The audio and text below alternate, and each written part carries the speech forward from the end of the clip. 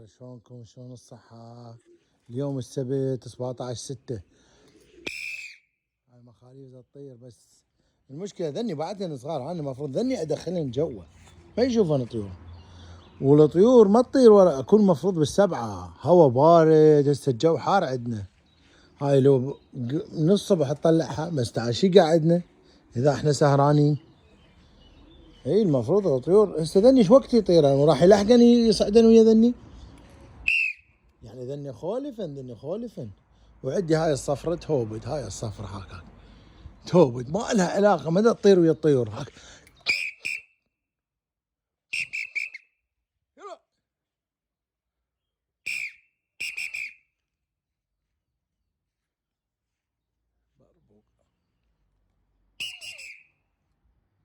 الصافرة لو يشيلها الصقر راحت.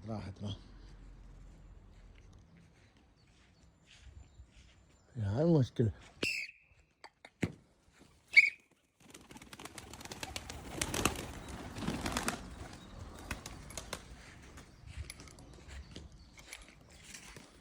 شلون حصوي يعني انا ما اريد ادق عليها، الح عليها، ما اريد تتحطط على البيوت. بعتها هاي حطت على الشجرة، دمرتني هاي. بدها تحطها هنا مكانها بعد.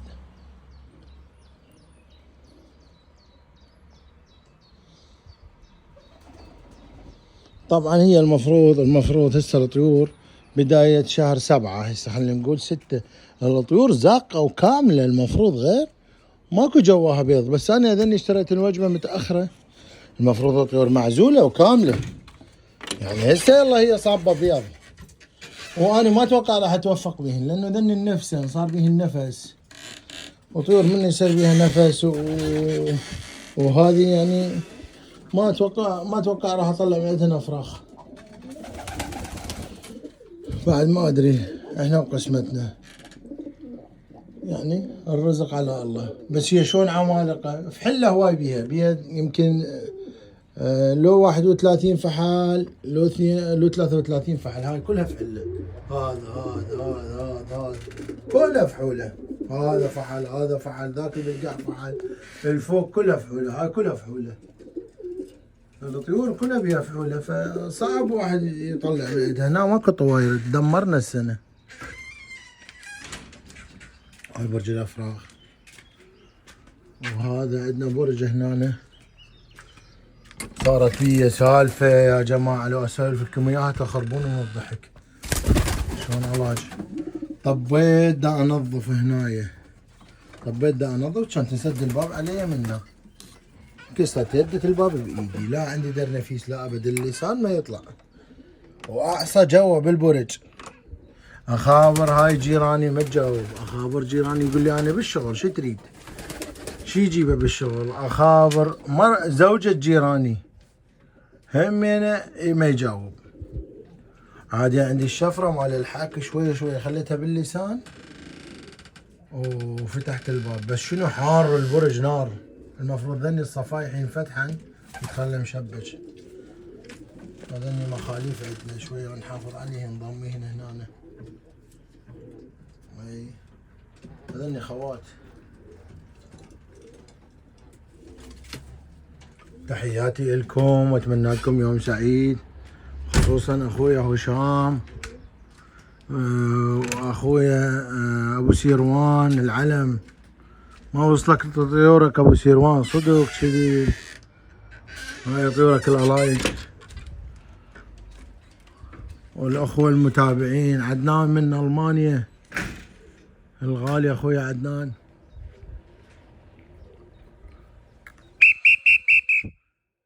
كان عندي بيهن الكومبوك ما يشيل نفسه، هسه زين فتح جنحه راح. خليها تطير على الدايرة، انا ما اريدها تنهزم، شوية على كيفي وياها. الاخوان كلهم الجماعة اللي يتابعونا على القناة من العراق، من امريكا. هذا ما اعرف بيديدان، ما ادري، هاي طيرة والله كبيرة بالعمر. هاي شلون طلعت هاي طيرة؟ تعال طب تعال.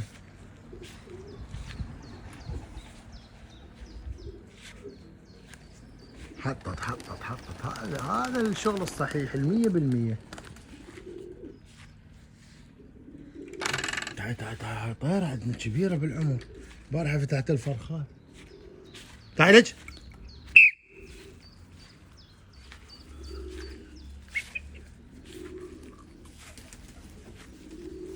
هاي شلون غلطت؟ هم زين هسه شفتها. هذا حني يخبل بدرنقاته هواي.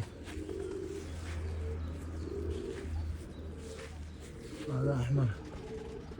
هذا من المخاليف في هوبش. وين يروح؟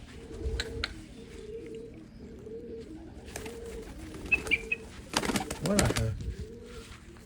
تيجي مخرجة انت عاجل.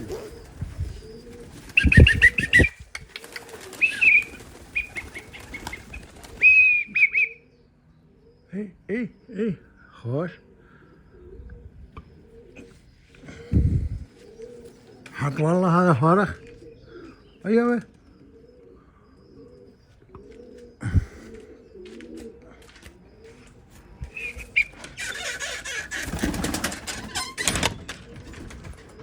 يابا راح اسالكم سؤال اللي يجاوبوني عليه بالتعليقات.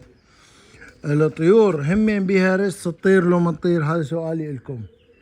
الطيور يعني انا اطلع حمر من جوا امايات ما يطيرن، رسن ما يطير. هو لا تقول لي كل طير يطير، لا اكو طير يطير واكو طير اصلا ما يطير. فسؤالي لكم، ممكن انا اطلع طيور بس ما تطير؟ طيور بس ما تطير. شوف هذا باوع. شوف هذا اول تخريج له باوع. تفضل استاذ. تفضل استاذ علاء. هذني الاثنين راح يدمرون الطيور. هاي الصفرة راح اعزلها بعدها، قعدها راح اقعدها. هاي خير قرار، ما فتح جناحها، ظليت اطير بيها. فهذا السؤال اليوم لكم. يعني اليوم انا اطلع مثلا فرخات من الطيور ما تطير هي، او مو ما تطير هي اصلها ما تطير الطيور. لو هي الطيور تعتمد على التخريج وكل طير يطير، كل طير بيه جنح يطير. تحياتي لكم ويوم سعيد. هاي ايش قد ما نذب وسخ هنا. شوف بالغابة صايرة نحصد منها ونذب للطيور. والله نحصد وينذب. تعي بربوق. ايه شوف شلون حاط باوع. هذا البي ما يخليه. هذا ولا يفن، هذا حافي. شوف خرب عرضك، اموت على الحافي يعني. غير يصعدن.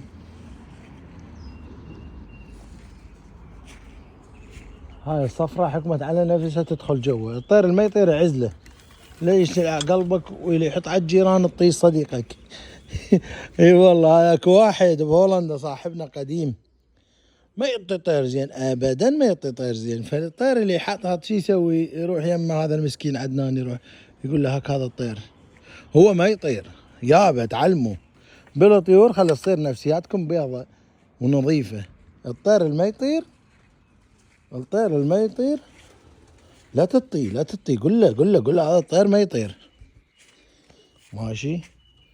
لا تطي الطير مو زين. الطير يمثل هدية. إذا أعطيت الواحد أعطيه طير زين.